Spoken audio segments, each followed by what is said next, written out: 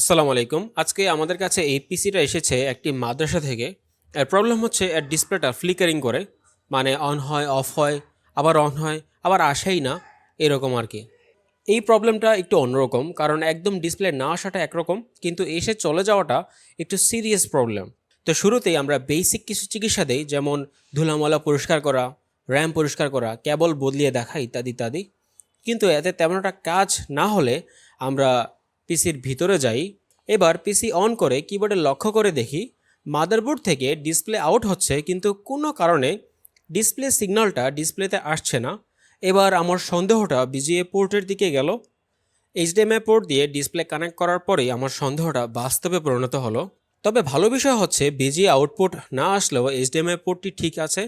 মানে এই মাদারবোর্ডটির VGA port দিয়ে ডিসপ্লে না আসলেও আমরা এইচডিএমআই দিয়ে ডিসপ্লে আউটপুট পেতে পারি।